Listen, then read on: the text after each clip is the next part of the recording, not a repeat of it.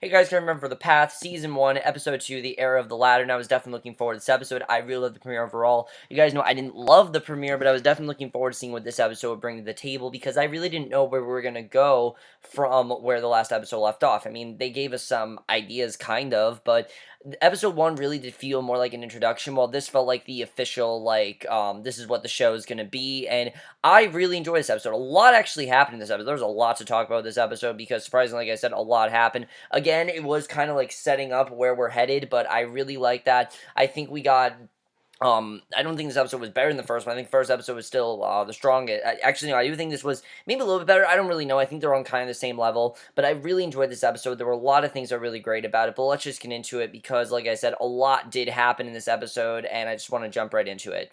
So, we see Eddie and Sarah. They're kind of in marriage therapy, but it's a very strange kind of marriage therapy. They're told to like reach back in their past and figure out what's bothering them. And Sarah's envisioning the two of them traveling in like this wormhole made of light naked as the Denzians of Eden. Um, Eddie just sees them sitting on a bare floor, which is very interesting. Just the contrast between these two. Sarah thinks of these like big, like kind of like non-believable ideas, while Eddie just thinks of what's actually realistic. He doesn't really think very far into it, which is very interesting. And basically, Sarah brings up the idea that he's with this girl, Miranda Frank, who she thinks that he had an affair with, and he's saying it has nothing to do with that. That is not what he's upset about. And basically, Sarah wants her husband to do the organization's 14-day lockdown program, but Eddie refuses because, one, he clearly is not supporting Meyerists as much anymore. You can definitely tell. And I love this line here where he says everyone makes mistakes, and she says that she doesn't, which is very interesting. I thought it was very interesting that he said that, because she says that she doesn't make mistakes, that she doesn't do anything wrong, and a lot of people are saying Sarah's coming across as very annoying. I don't see it that way. I see Sarah coming across as really passionate about her organization. This is something she's been doing since she was a kid, and she's been very hard at work at it, and you can kind of see that she really cares a lot about it, and she will do anything she can to recruit people and get as many people as she can to get them to join her organization. So we cut to Cal, and we get a bit more insight in Cal in this episode, which I really love. And I like that we started this. We see him like listening to this like motivational tape, learning like what eye exercises and like the different emotions he needs to put on his face. It's very interesting because it's all about what an instructor should have. I thought it was very interesting when we saw that. Kind of shows why Cal is so powerful and why he is such a good speaker and why people listen to him, because probably he listened to these tapes and they really give him inspiration, which I definitely love. But he arrives at the home of this wealthy couple who want him and the Meyerists to help their son through a drug addiction, and we don't really know what the son exactly is going through or who the son is, but the wife is a faithful convert who found the organization's mythology very helpful in dealing with her mother's death a decade earlier, because he helped her with that, and the father less so. He's willing to donate an extraordinary amount of money to Meyerism, but doesn't want to be publicly associated with it, which this I find very interesting, that the mother seems to really love this idea of Meyerism and really just embraces it because he helped her, while the father kind of thinks it's bullshit, and I really think that's interesting. Maybe he hasn't helped the father or whatever, but again, I've looked at Myerism. It's not a real religion. It's a religion created for the show. That's something I definitely will say, and that's something definitely taken into consideration, because if you remember, when Eddie looked at Myerism, all that came up is Myerism was a lie, things like that. So Myerism in general, not just with the show, it's not a real religion. It's a show they created it's a religion they created just for the path, and that definitely makes me interested in thinking that Myerism might not be actually true, because again, while he helped her deal with her mother's death, you can definitely tell that the father really hasn't had any impact on Meyerists and kind of feels just indifferent to them. He doesn't really think much of them, which is very interesting, and I definitely really like that. I like that we have a character that doesn't support nor is he against Meyerists. He just doesn't really have much of an opinion with them, and I think that's very interesting.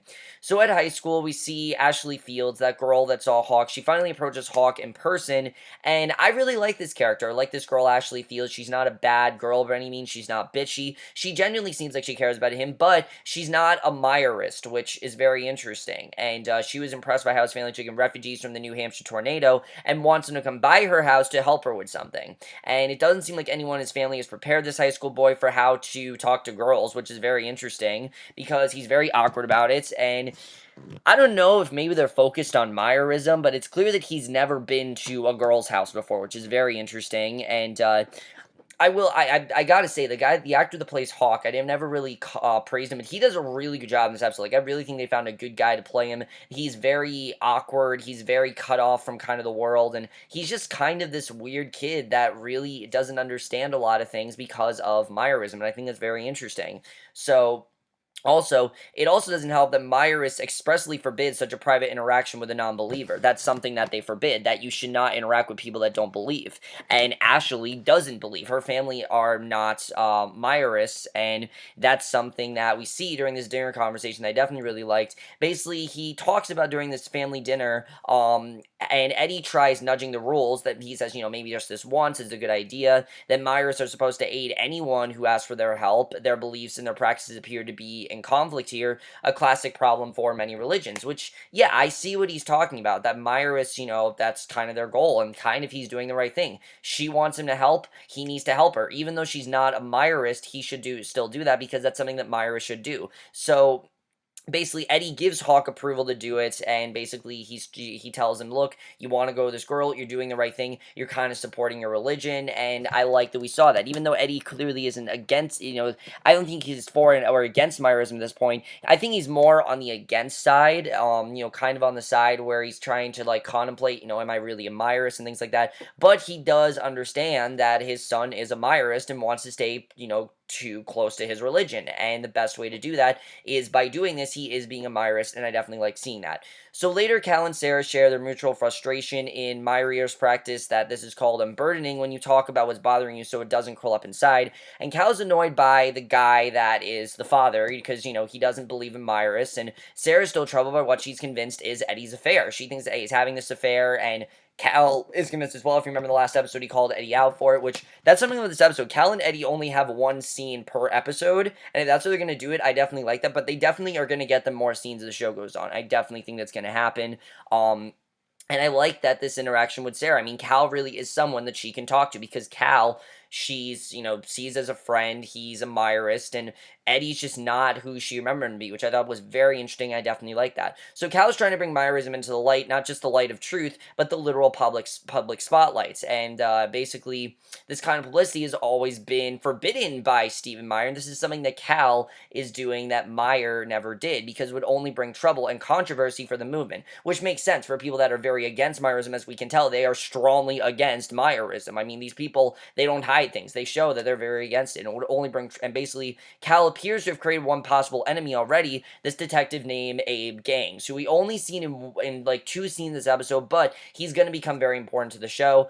I just worry that this is going to become more of a police investigation type of show and further away from the family. This needs to stay in the context of this family. It needs to be about this family and their connection to Cal, because that's what's really driving the show, is everything here. You have this family and Cal and their struggles. We don't really need this detective, but I understand. Basically, Gaines is disturbed both by reports that the Meyerists reached the tornado site hours before FEMA, and FEMA is the federal emergency thing. They're supposed to get there when there was a storm, and they got there right before them. And obviously that's a problem, because we need FEMA, and some of the refugees they've taken in aren't even responding to messages from friends and family, which is very interesting, the fact they're not responding to them. And we see a shot of Mary's bloody beaten father, so there's proof that there's some are going even further than that, and they're thinking that he's going too far. And Gaines tells the boss he's putting the Meyerists on cold watch. Now, it's not so much about Cal. I think they're just against Meyerism in general. Like, they just don't know if they can trust these Meyerists. They're not doing an investigation yet, but they very much think that Meyerists are going a bit too far. They're kind of too passionate with their religion, and yeah, you kind of see that. I mean, anyone that's not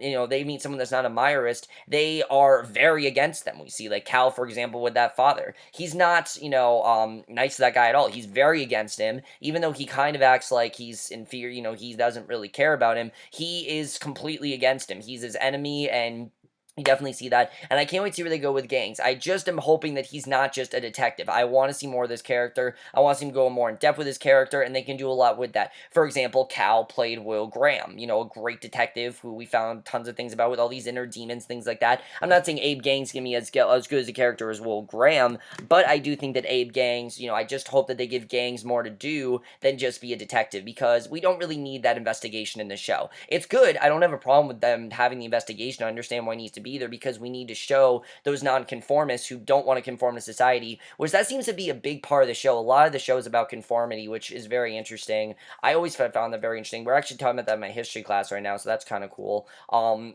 But that's a big part of it, that a lot of these people, they don't want to conform to society, and they very much are against it. And Gang seems to be one of those, someone that's not really, I think, for or against Meyerism. He's just disturbed with really, I think, how far they're going and really what they're capable of, because it just seems to be coming out of nowhere, and it's really becoming a problem now. And it definitely seems like Cal is going a lot farther than Meyer ever did, which, again, we don't really know too much about Meyer's practices. We just know that he clearly was not as public as Cal was.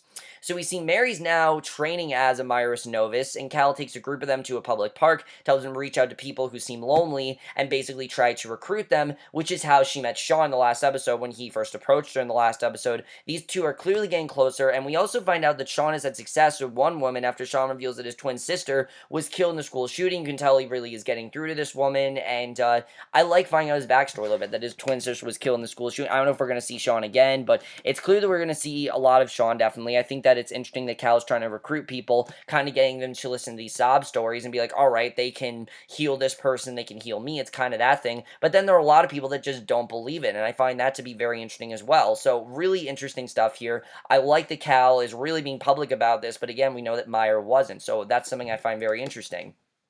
So Eddie actually meets up with Alison, but it's real this time. It's not fake. It's in a far less suspicious setting, a lumber yard. And we find out a lot more about Alison here, just in this quick little scene, which I like because, as you guys remember last episode, we kind of knew that Alison, strayed away from, she ran away from Meyerists, but we didn't know why she ran away from them. We find out why in this episode.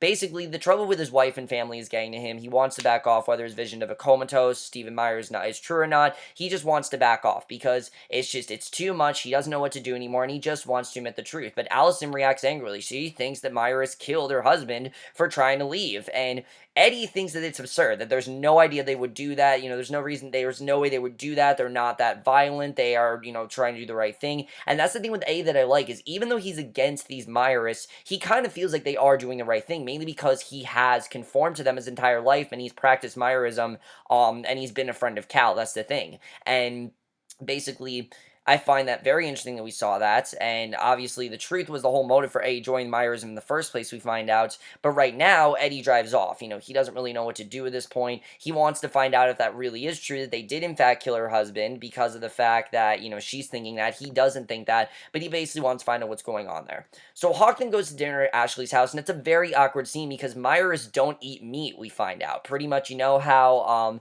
when you on a Good Friday or like Lent comes up, you're supposed to fast. Then I'm sure if you guys did that, like if you're a Christian, you Lent, you fast. That's kind of what they do every day. They don't eat meat, which is very interesting. And we don't know why. These are things. Something I like is that we don't know why these rules are the rules. Why are these this way? That's something I want to find out. Definitely is like, why can't you talk to non-Meyerists? Why don't you eat meats? Things like that. That's just things I want to know. And why also we find out that when someone asks a question, they can't hide anything in. Like, anything they feel, they have to say, which, again, very weird. But basically, Ashley takes him up to her room, but not for sex. I thought that she was going to have sex with him, but that's not why she's there.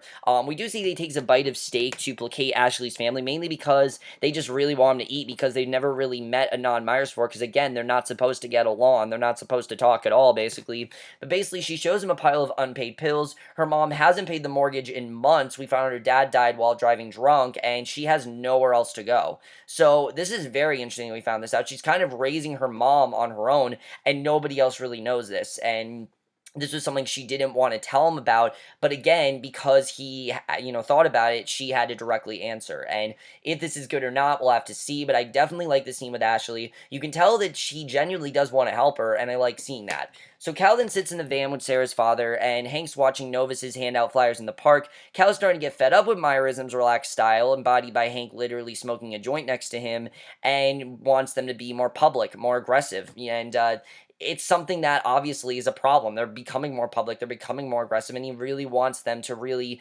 enforce Meyerism a lot more because obviously they're not supposed to smoke. That's like one thing that he's very annoyed by, and this really is getting to Cal, which is very interesting. And you can tell why. I mean, obviously he wants to practice this movement. People aren't really taking it seriously, and he wants them to, and he feels they need to be a lot more aggressive about it. So Sarah, again, then we get this really crazy scene with Eddie, and it kind of shows that Eddie is kind of toxic. He really is. I mean, he's not a bad guy by any means, but he definitely will get when he gets angry, he gets really angry. Because Sarah again tries to convince Eddie to do the 14-day lockdown, and basically they're going back and forth that she thinks that he had an affair, and he tries to get her to have sex. At first she doesn't want it, but they end up having angry sex, which Hawk comes home to, which, I don't know, something about that scene, it didn't really work as well for me. It came across as, Eddie kind of trying to rape her, but then she agreed to it. I don't know, just something about it was pretty crazy. But already he's conflicted over his feelings for Ashley. His sound of his parents' aggressive sex makes Hawk puke in the bathroom. Now, the thing about the scene, though, is that I'm not too upset because she did say she agreed to it, and that's the thing. She gave consent. I'm fine with that, but it did at first seem like he was trying to rape her. I'm like, please don't have Eddie be this rapist. It's really dumb. I don't want Eddie to be that kind of character that just makes all these bad decisions, and then he's supposed to be an anti-hero. That's not at all what Eddie is. Eddie's just a very disturbed man who can't admit what's really going on with him because he knows his wife is just very passionate about what he's against. So basically, he storms out the next morning, opting to walk to school instead of taking a ride from Eddie because he just doesn't want to see this stuff from his parents. He doesn't want to see, Eddie and Sarah having sex. He doesn't really know what to do about that. And we know that he's also trying to stray away from them, you can kind of tell, which is very interesting. So Cal wants to do an interview with a local journalist who's become interested in the Meyerists after their tornado relief effort, and Sarah says that Meyer would forbid it, that Meyer would never let them do this, but Cal responds saying that Meyer gave his approval before going into seclusion, that, Meyer said all these things were right, and I definitely have a theory about Meyer at the end of this episode, which we'll get into, but not only does he want to make the organization more aggressive, he's also growing more aggressive in equaling his word with Meyer's. Like, he's like, oh, no, Meyer did exactly this, he gave me the approval for it. Like, he really seems like he's really trying to enforce the fact that this is the right thing on his terms, and maybe not anyone else's, which I definitely think that there's more going on here than we think, and I'll get into that. So Eddie learns that Allison's husband officially committed suicide because he goes to look for him, but basically finds out that he committed suicide, but doesn't know how, and we don't know if that's true. Maybe they're covering something up, maybe he did commit suicide, but I don't really know. Because of the way that Cal is, and because of how against Meyerists he are, I honestly wouldn't be surprised if Cal actually didn't end up killing him, because we know how aggressive he is with his father, and that he wants to turn up the pressure and everything and make things more aggressive. So if he actually did kill Allison's husband, I wouldn't be surprised, but we'll have to see. So he's called to the high school, the site where Hawk got into this really bad fight with Ashley's boyfriend, mainly because they're thinking, he's thinking that Hawk likes her and everything. I mean, it was just a really crazy scene, and Hawk is torn like any moody teenager, but he wants to get out of high school. Also thinks that climbing the Meyerist ranks is the best way to do that, that he just wants to become a full-time Meyerist. And Eddie was apparently on board before Peru, but now wants him to stay in school. And that may really make sense why Hawk and Eddie aren't really close right now, because Hawk doesn't understand. Eddie was fine with him before, and now all of a sudden he wants him to stay. And Hawk has also absorbed his mother's paranoia. He knows it's something, he says to Eddie, I know you did something wrong. I don't know what you did, but you really hurt Mom. And he doesn't really know what to think. He doesn't know if Eddie had the affair or not, but he's led to believe that because his mom believes in Myerism and his father doesn't. And because of that, it kind of just, he'd feel like his mom is doing the right thing. And this prompts Eddie to agree to the lockdown just to get over this whole thing because, no one's gonna, he's not gonna stop hearing about it. Sarah's gonna constantly tell him you gotta do it, so might as well just do the lockdown, which I thought was smart of him to do. Obviously, this is annoying him, so he just might as well just get over it and do it. So basically, I like the way that scene was done. Really interesting, but like I said, it definitely shows that the relation between Hawk and Eddie really is changing. And also, Ashley does tell Hawk to not tell anyone what's going on with her mom and to keep it very confidential because no one knows. And we don't know if her boyfriend knows. I don't think her boyfriend knows. Her boyfriend obviously is very aggressive, and we don't really know what his deal is, but clearly he's really pissed at Hawk. And Ashley did try to break it up, kind of, but you can kind of see that she was kind of just like, stop. Like, she kind of broke it up, but she didn't. Very interesting between Hawk and Ashley. I'm interested in seeing where this is really going to go. I'm pretty sure these two are eventually going to date, but again, it's forbidden because she's a non-Meyerist, and I feel like this is going to kind of be like a Romeo and Juliet sort of storyline, with Ashley's boyfriend being like the Rosalind that Romeo was with, and then Hawk being like the Juliet, where it's kind of like the Capulets and the what's the other side? I can't think of the other side right now. You guys know what I'm talking about, the Romeo and Juliet story. Very much like that. That's kind of where I feel like we're headed with this, and that's very interesting. It's been done before, but it just feels newer. It feels really cool, and I like the way they did that here. So Mary once again makes a late night call to Cal. She says she believes in him. Cal corrects her. She believes in the movement, and the way that he said that, it's like, no, no, no, you believe in the movement, you don't believe in me. He's not taking credit for it because he's not really the one that started. It was Meyer that started, and this is probably the first time I've actually seen Cal not take credit, but she doubles down. She believes in him. She feels like he can do more, and perhaps she and the other novices represent a new group in Meyerism, loyal to Cal specifically rather than Meyer's teachings, which it's clear that Cal is trying to get them to do that. Like, he's trying to get more people on his side of things, and it's definitely making Cal more confident. So Mary performs oral sex on Cal, which he clearly does not want, and he tells her to be with Sean and to bring in more new recruits, and that's what she needs to do. And why Cal doesn't want to be with Mary, we don't really know, but it's clear that Cal is really not into this whole thing while Mary is. But he didn't say no because of the fact that she's very passionate. She wanted this, and he didn't want to say no, basically. So Cal gets his press interview. It goes extremely well. His soaring rhetoric about idealism and improving the world even appears to turn his interviewer into a convert. And even though this interviewer isn't a Meyerist, it seems like he's turning him into a Meyerist. And just the way that Cal's able to do that. Again, look at that scene from the first episode. The way he was able to get all these people on his side just from this speech. I mean, it's really powerful stuff. We see two of his goons drag the drug-addicted son away, and it's really tragic scene. I mean, do you see the look on the mother's face? She doesn't want this to happen. She understands why, but she's really upset, and Cal promises they will cure his addiction in response. He needs them to promptly place the Meyerist eye sigil throughout their mansion and spread the word to their friends, and basically that's what they need to do there, which is very interesting. And Eddie's lockdown is just as insane as he expected. A time-lapse shows multiple versions of him slowly breaking under the pressure of the constant questioning in a confined environment, and they keep asking him, who is Miranda Frank? Was it Miranda Frank? Was Miranda? Over and over again. And he eventually just admits to it, because, you know what, they're not going to get off his back about it, so he just admits that he did have an affair with Miranda Frank, which he clearly didn't, and we don't know who Miranda Frank is, but it's clear that he has a history with her, and it's clear that Sarah does not like her, and we don't know if maybe something happened between him and Miranda Frank. Maybe he did this before, but I don't really know. All we know is that he doesn't reveal his disturbing version of Meyerism. That's not really, he doesn't reveal really what's going on, but because obviously they believe so deeply in Meyerism that he knows what could happen if he was a non-Meyerist. So basically, we see two Meyerist guys are dispatched to pick up Miranda on the basis of this obviously forced confession, and basically they're thinking that Miranda's the problem. But of course it's not. We know that Miranda's not the problem. But now they think she's the problem, and something bad's going to happen to her probably, and we'll have to see what happens there. So the final scene of the episode, however, confirms A's suspicions because Meyer is indeed in a coma. He is in a coma. He's in bed, and Cal returns to Peru to visit Meyer. Cal tells his sleeping mentor about the interview and the resulting publicity. He declares at the beginning of a new era, the era of the ladder, kind of like the step up, kind of like how the ladder's always, up and things like that. And what he's saying is that, this is now, we're going to upgrade, we're going to be more aggressive, we're going to be a lot more intense than you were, and that's basically how the episode ends. So overall, guys, another amazing episode. Amazing episode, honestly. I really did love this episode. I honestly, probably, I don't know if this was better than the first episode, definitely right up there. I definitely really love this episode, but I gotta say, Cal is dangerous. I mean, you really see that. He is a dangerous figure. This is someone that, if you're not a non-Meyerist, he will probably hurt you, and we don't know what he did to Meyer. I kind of have this belief that maybe he might have put Meyer in this coma for all we know. I mean, he's saying that Meyer agreed to all these things, and Sarah knows Meyer and knows he probably didn't. So I'm kind of thinking, could Cal have hurt him possibly? Could Cal have done something? I mean, we don't really know. It's very interesting, and the way that Cal's kind of forcing people to come to his religion just by talking to them and and again, he's not necessarily doing anything wrong. I understand he's a man that just wants a lot of people on his side, but the way he does it, I mean, it's really aggressive when you're not a non-Meyerist, and I understand he's very passionate, but it's pretty crazy what he's doing, definitely, and it really will have to see what happens there, because that's definitely very interesting.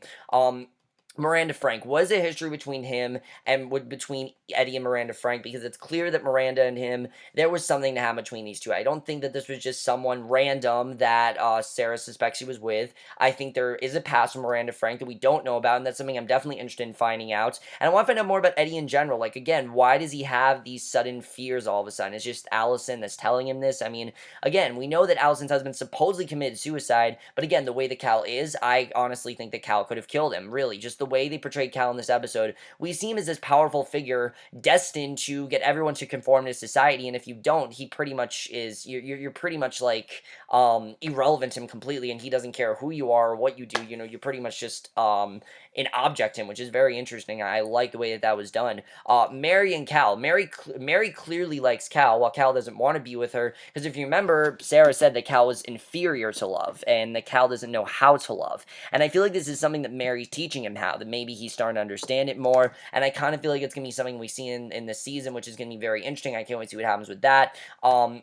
I haven't seen the promo for the rest of the season, though. I'm going to check it out after this episode, but I purposely didn't watch it because I wanted to just have my predictions just be my predictions and not actually have watched the promo and be like, oh yeah, this is going to happen and things like that. And that's something I like that Hulu does, that they don't go directly to the promo. It's like your option if you do that, which I think is pretty cool they do that. But basically, I think it's interesting with Eddie's husband. Now, Ashley and Hawk. Very interesting situation because of the fact that Ashley is a non-Meyerist. Hawk clearly does, I think, like her, but he doesn't really know how to love someone that's a non-Meyerist because obviously she is against, she's not against the religion, but she obviously is not part of it, and that's definitely very interesting. And her boyfriend, I think, is very much against it as well. So that probably is why he bullies Hawk, and it definitely is interesting. And you can see that Hawk is slowly turning against Eddie because Eddie, he can tell there's something going on with him. And Eddie, I think, is eventually going to have to confess what's going on because everyone's going to think he's in this affair when he's not. And especially when he confronts Miranda Frank, I mean, I definitely think that's going to happen at some point, that we're going to meet Miranda Frank, we're going to see what she's been through, and we're going to see what role she played in Eddie's past. That's something we definitely need to see, and I can't wait to see what happens there because that's going to be very interesting overall. So definitely very interesting stuff there. Let's talk about the police detective, Gaines. Like I said, I don't just want him to be a detective. I want to see his personal connection. I want to see if he's a Meyerist or non-Meyerist. I really want to see more of this guy. I think he's an interesting character, and I'm glad to bring him onto the show because, like I said, I think he can be a very interesting character and someone that we kind of need, which I think is really interesting. And I can't wait to see where they go with this because I think it's overall really cool the way they're handling all that with gangs. I mean, clearly he thinks that the Meyerists are going too far, which, yeah, I kind of get his point that they are kind of going too far, especially what Cal wants. I mean, definitely, I think they're going up way too far what's going on. But overall, guys, I'm really enjoying the show. Honestly, I think this episode showed me that I'm definitely going to stick with this show. I really enjoyed it. The first episode was great. Second episode, I think, was great, if not better. I thought great stuff so far. Definitely going to stick with it once a week. I definitely really like that. Just like 11/22/63, I definitely will be sticking with it. But let me know what you guys saw in the second episode. What you think of the premiere in general? Both episodes, you're going to stick with this show? Are you enjoying it so far? I'm really enjoying it, guys. I think they're really doing a good job with, again, they're not telling you if Meyerism is right or not, but they are showing what Meyerists do and how passionate they are and how far they go. I mean, they really are going very far with this, and you can definitely tell. And Alison definitely wants to do some of that. But what exactly is Alison's plan? Because it's clear she wants to put an end to Meyerism. So we don't really know what her plan is or what she's really going to do here because we'll have to see what happens there. But that definitely is going to be interesting to see what Alison decides to do because clearly she has a plan and we don't know what it is. And that's something I'm interested in as well. And then Sean, I mean, Cal wants Mary to be with Sean, but Mary doesn't really seem interested in Sean, but he's telling her be with Sean, so we'll have to see what happens with that. Is she going to be forced to be with Sean? I'm not really sure. I mean, knowing Cal, I feel like he is kind of forceful. Cal in general seems very forceful. He always seems kind of abrupt. The only person he doesn't seem this way with is Sarah. The thing is, Cal does have charm, though. He comes off very charming, he comes off very passionate, and people like that. They want to see him passionate, and they care about Meyerists, they understand that he's trying to do a good thing. And I think Cal thinks he's trying to do a good thing, but he's very dangerous and very powerful, and we'll have to see what happens there. But overall, guys, I know what you guys saw this show so far. Really loving it, like I said. And we'll see you guys in my next video, which I don't know what's going to be for yet, but I will see you guys for that. Okay, bye.